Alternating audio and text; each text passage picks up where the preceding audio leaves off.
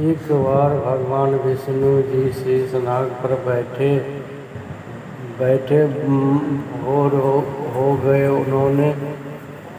उन्होंने धरती पर घूमने का विचार मन में किया। ऐसे ऐसे भी कई साल बीत गए। वे धरती पर आए और वह अपनी यात्रा की तैयारी में लग गए। स्वामी को तैयार होता देख कर लक्ष्मी माँ ने पूछा, आज सुबह सुबह कहाँ जाने की तैयारी हो रही है? विष्णु जी ने कहा, हे लक्ष्मी, मैं धरती लोक पर घूमने जा रहा हूँ। तो कुछ सोचकर लक्ष्मी माँ ने कहा, हे देव, क्या मैं भी आपके साथ चल सकती हूँ? भगवान विष्णु ने 2 पल सोचा, फिर कहा, एक शर्त पर तुम मेरे साथ ही चल सकती हो। तुम धरती पर पहुँच कर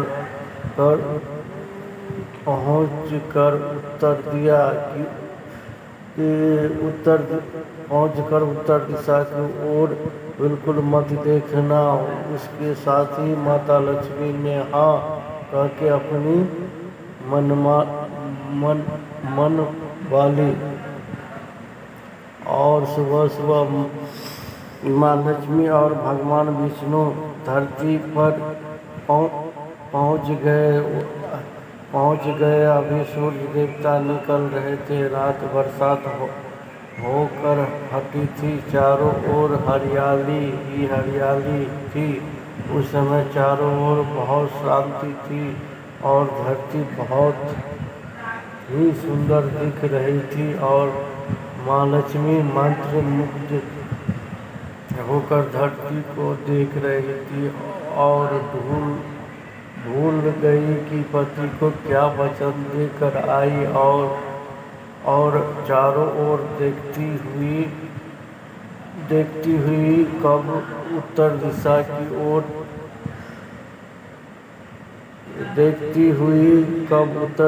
की ओर देखने लगी। पता ही नहीं चला।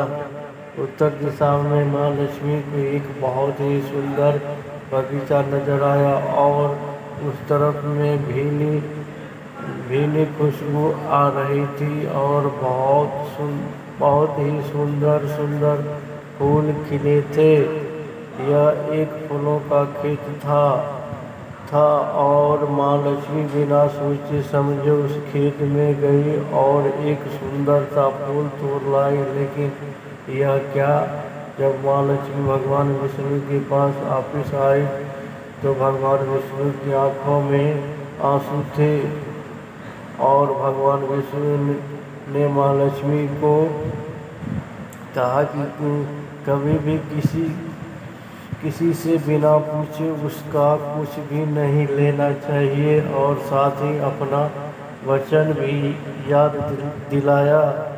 माँ लक्ष्मी को अपनी भूल का पता चला तो उन्होंने भगवान विष्णु से इस भूल की माफ़ी मांगी। तो भगवान विष्णु ने कहा कि जो तुमने जो भूल की है उसकी सज़ा तो तुम्हें ज़रूर मिलेगी। जिस मालिक के खेत में से तुम नए बिना पूछे फूल तोड़ा है वह एक प्रकार की चोरी है। इसके लिए अब तुम 3 साल तक माली के घर नौकर बनकर रहो। उसके बाद मैं तुम्हें बैकुंठ में वापस बुलाऊंगा। माँ लक्ष्मी ने चुपचाप सर झुका कर हाँ कर दी। आजकल की लक्ष्मी थोड़े थी और माँ लक्ष्मी ने एक गरीब औरत का रूप धारण करके उस खेत के मालिक के घर में गई। घर का क्या एक झोपड़ा था और मालिन का नाम था माधव था। माधव की बीवी 2 बेटे को और 3 बेटियां थी। 2 बेटे और 3 बेटियां थी। सभी उस छोटे से खेत में काम करके किसी तरह से गुजारा करते थे। माँ लक्ष्मी जब एक साधारण और गरीब औरत बनकर जब माधव के झोपड़े पर गई तो माधव ने पूछा, बहन तुम कौन हो और इस समय तुम्हें क्या चाहिए? तब माँ लक्ष्मी ने कहा, मैं एक गरीब औरत हूँ, मेरी देखभाल करने वाला कोई नहीं, मैंने कई दिनों से खाना भी नहीं खाया, मुझे कोई भी काम दे दो, साथ में मैं तुम्हारे घर का काम भी कर दिया करूँगी, बस मुझे अपने घर में एक कोने में आसरा दे दो। माधव बहुत ही अच्छे दिल का मालिक था। उसने दया आ गई, लेकिन उसने कहा, बहन मैं तो बहुत ही गरीब हूँ, मेरी कमाई से मेरे घर का खर्च मुश्किल से चलता है, लेकिन अगर मेरी तीन की जगह 4 बेटियाँ होती तो मैंने गुजारा करना था। अगर तुम मेरी बेटी बन कर जैसा रूखा सूखा हम खाते हैं उसमें खुश रह सकती हो तो बेटी अंदर आ जाओ। माधव ने माँ लक्ष्मी को अपने झोपड़े में शरण दे दी और माँ लक्ष्मी 3 साल उस माधव के घर पर नौकरानी बन कर रही। जिस दिन माँ लक्ष्मी माधव के घर आई थी उससे दूसरे दिन ही माधव को इतनी आमदनी हुई, फूलों से काफ़ी शाम हो गई। गाय खरीद ली। फिर धीरे धीरे माधव ने काफ़ी ज़मीन खरीद ली और सबने अच्छे अच्छे कपड़े भी बनवा लिया और फिर एक बड़ा पक्का घर भी बना लिया। बेटियों और बीवियों ने गहने भी बनवा लिए और अब मकान भी बहुत सुंदर बनवा लिया था। माधव हमेशा सोचता था कि मुझे ये सब इस महिला के आने के बाद मिला है। इस बेटी के रूप में मेरी किस्मत आ गई है। मेरी और 2 से 4 साल बीत गए, लेकिन माँ लक्ष्मी अभी घर में और खेत में काम करती थी।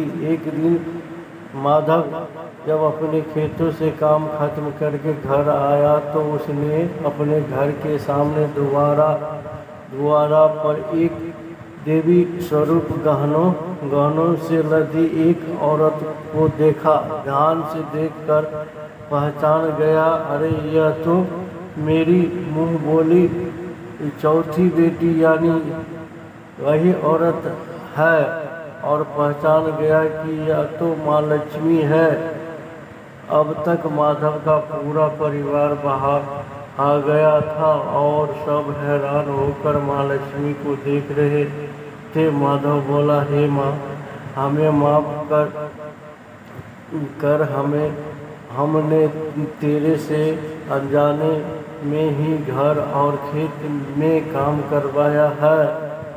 माँ, यह कैसा अपराध हो गया है। माँ, अब सबको माफ कर दो। अब माँ लक्ष्मी मुस्कुराई और बोली, माधव तुम बहुत ही अच्छे और दयालु व्यक्ति हो। तुमने मुझे अपने बेटी की तरह से रखा। मैं अपने परिवार के सदस्य की तरह से इसके बदले मैं तुम्हें वरदान देती हूँ कि तुम्हारे पास कभी भी खुशियों की और धन की कमी नहीं रहेगी। तुम्हें सारे सुख मिलेंगे जिसके तुम हकदार हो। और फिर माँ अपने स्वामी के द्वारा भेजे रथ में बैठकर बैकुंठ चली गई।